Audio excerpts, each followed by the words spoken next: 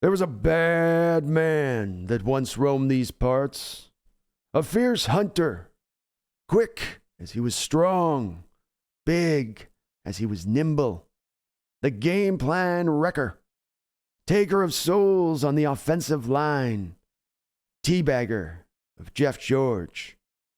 They called him simply Tez. And now this Seahawks legend has a clone, about to enter the draft and bring his brand of mayhem to the NFL. The Hawks once took Cortez Kennedy with the 3rd overall selection in the 1st round. Currently, they sit right around the same pick in the upcoming draft. Is history about to repeat itself? Is it time for a return to the terror of the Tez? Cortez Kennedy is a load. Cortez Kennedy was one of the best defensive tackles to ever play in the NFL. He was the rare 300-pound lineman with light feet and explosive power who could equally impact both the run and the pass. Kennedy was an 8-time Pro Bowler, 5-time All-Pro, 1992 Defensive Player of the Year, and he was also included on the NFL's All-Decade Team of the 1990s. Players like Tez don't just fall off the apple cart every year. Enter Jalen Carter. He's about 1.5 inches taller than Tez, but their games are mirror images of one another. Don't take my word for it, though.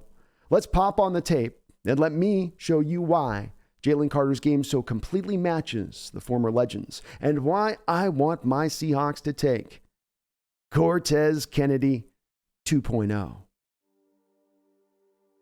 When you start talking about Cortez Kennedy's game, you must begin with first step quickness. He was lightning fast for a 300-pound man. Jalen Carter is exactly the same.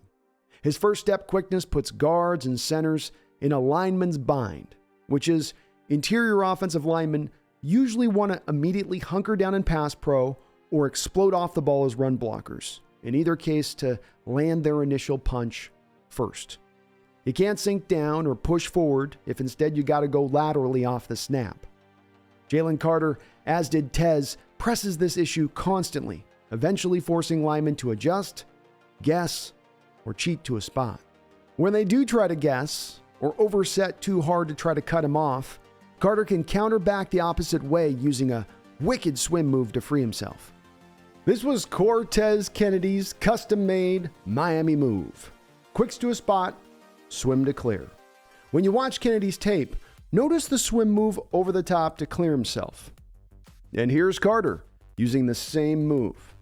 On this sack, Carter adds some style points as he not only sacks the quarterback, but lifts him up off the ground by one arm and then extends a number 1 to the sky to let everyone know they are indeed the number 1 college program in the country. Notice too, when they execute this move, Cortez and Jalen first stab the lineman in the ribs, then use their other arm to swim over the top. It's exactly the same. Carter here again, stab to the ribs, swim over the top. And again back to Kennedy. They completely demolish the lineman's block and create instantaneous pressure. Sometimes they're just so quick they blast right past the guard or center almost untouched. Carter's quickness is eerily reminiscent of Kennedy. Always quicker to the spot than the man across from him. It makes their jerseys almost appear slippery because the lineman can't strike them accurately to land their punch, and so they slide right off the block. And here again, Carter sliding off the block as though again he suddenly stops existing for the offensive lineman. And now back to Kennedy at Miami with the exact same type of play. It's not just finesse though. Power is an equal part to Carter and Tez's game as their quickness.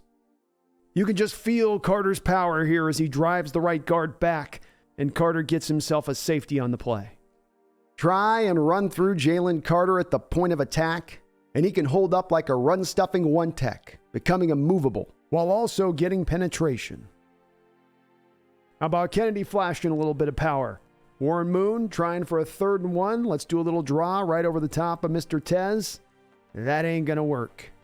Here's again Carter showing off his power with a little bit of stack and shed. Here he stacks the center, locates the ball carrier, and then makes the tackle behind the line of scrimmage.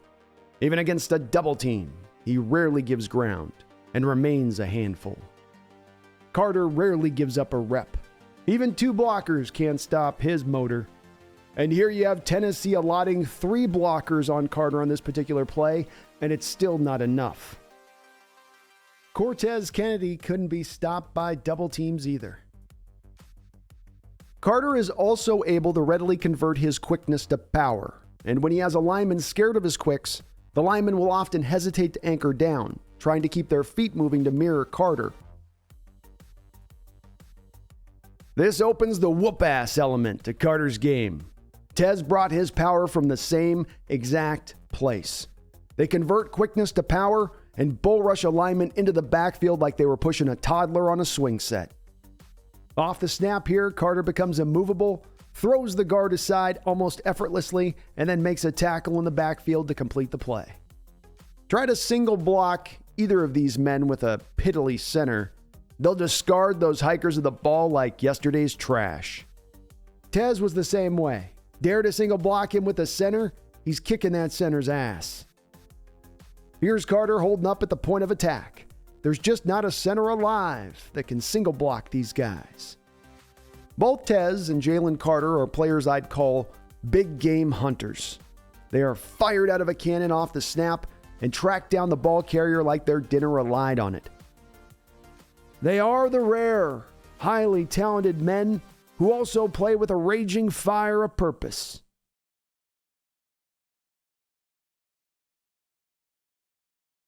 To me, Jalen Carter looks like a forthcoming linchpin to an NFL defense.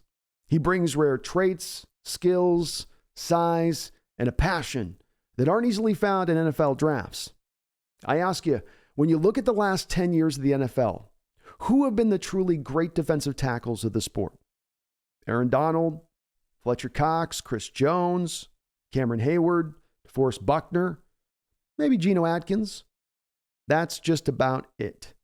If I was to assemble a similar list of the great edge players during that same time period, I could probably double, maybe triple that number.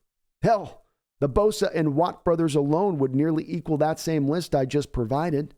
What I'm trying to say is it's much harder to find a great defensive tackle than it is to find a great edge. Though he is a Hall of Famer, Cortez Kennedy sometimes gets forgotten about because he achieved his greatness during a dark time for the Seahawks organization, when the owner was not committed to building a winner, rather obsessed with moving the team to Los Angeles. The team was bad, but not for lack of Tez trying. In 1992, the Seahawks offense was one of the worst in league history. And that same year, Tez won Defensive Player of the Year on a team that went 2-14. The Georgia Bulldogs are once again on their way to the college playoffs and potentially a second straight national title. This despite losing a metric ton of defensive talent to last year's draft, including 5 first-round picks. Jalen Carter has remained a Georgia bedrock, a destabilizing force, a predator to run from and avoid. As Chris Jones has shown for the Chiefs, or Aaron Donald with the Rams, or Fletcher Cox with the Eagles, or DeForest Buckner when he was with the 49ers. A great defensive tackle can grease the wheels for a Super Bowl run. So, all aboard the Jalen Carter Express. We're heading to Tez Town. You coming? My name is Brandon Kane. This is the Hawks Nest. Please hit that like button. Please subscribe. But beyond all that, don't you ever forget, go Hawks.